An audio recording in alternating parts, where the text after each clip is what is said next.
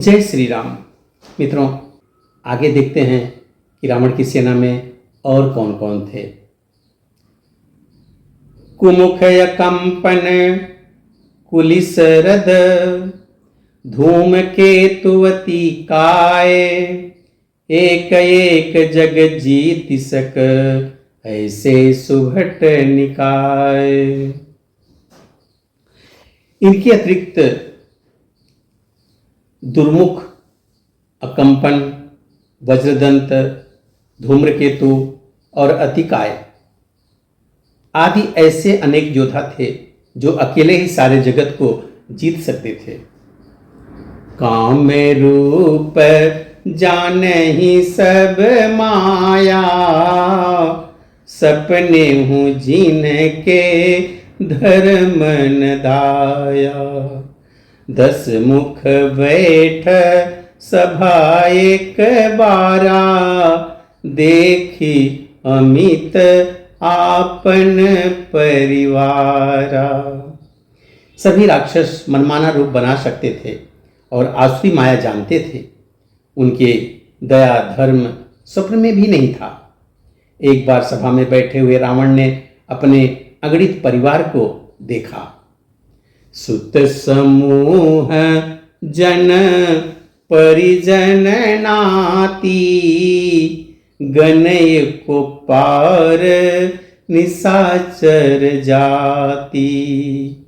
Sen below की सहजय अभिमानी, बोला बचन क्रोध मद शानी। पुत्र, पौत्र, कुटुंबी और सेवक ढेर के ढेर थे। सारी राक्षसों की जातियों को तो गिन भी कौन सकता था। अपनी सेना को देखकर स्वभाव से ही अभिमानी रावण क्रोध और गर्व में सनी हुई वाणी बोला।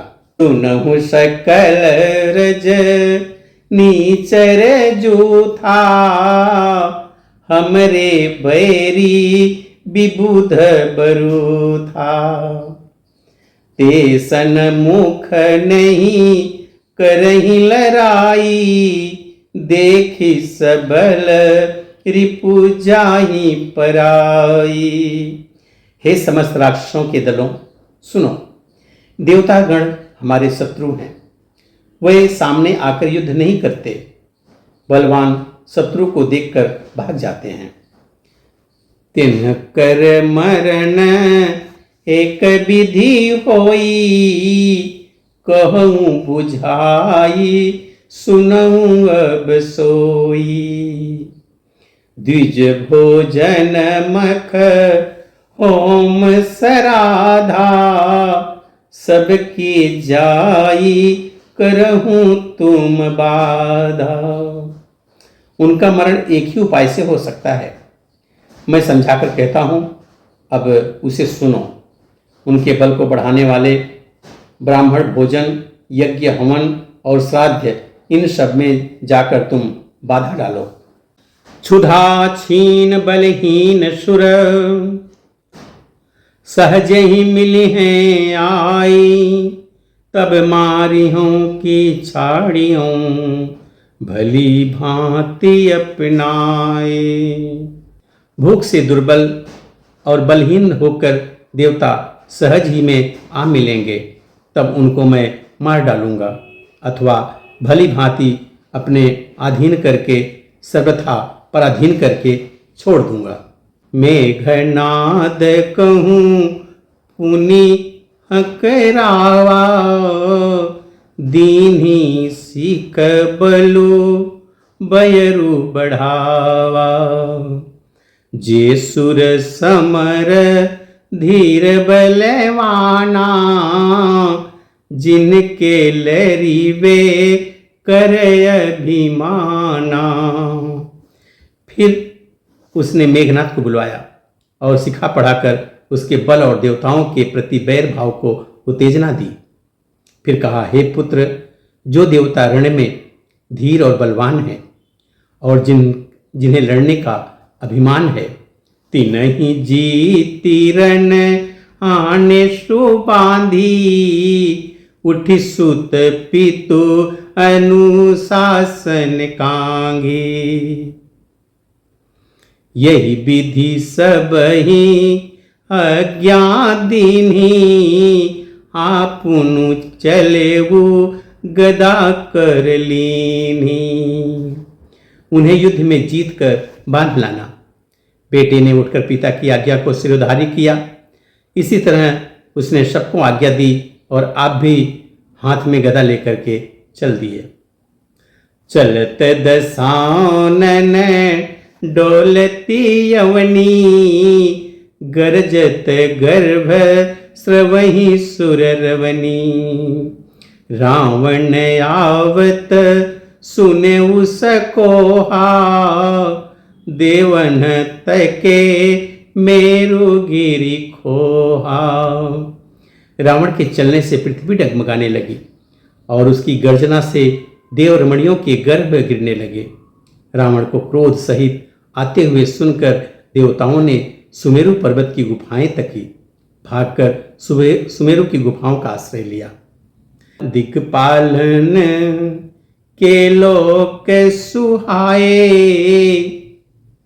सुने सकल दसानन पाए। पुनि पुनि सिंह नाद करी भारी, देई देवतन गारी पचारी। दिक्पालों के सारे सुंदर लोकों को रावण ने सुना पाया। वह बार बार भारी गढ़सिंह गर्जना करके देवताओं को ललकार ललकार कर गालियां देता था। रन तमद मत्त फिरहि गजे धावा, प्रतिफट खोजत कतहु न पावा।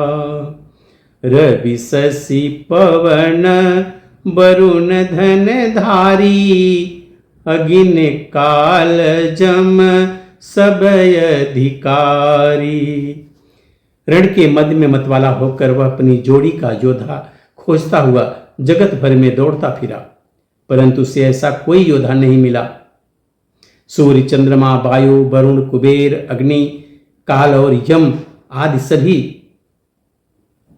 सब अधिकारी किन्नर सिद्ध मनुज सुर नागा, हठी सबही के पंथ ही लागा।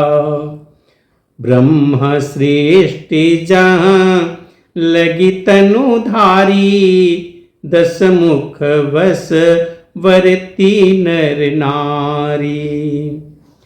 किन्नर, सिद्ध, मनुष्य, देवता और नाग सभी के पीछे वह हठपूर्वक पड़ गया। किसी को भी उसने शांतिपूर्वक नहीं बैठने दिया। ब्रह्मा जी की सृष्टि में जहां तक शरीरधारी स्त्री पुरुष थे, सभी रावण के अधीन हो गए।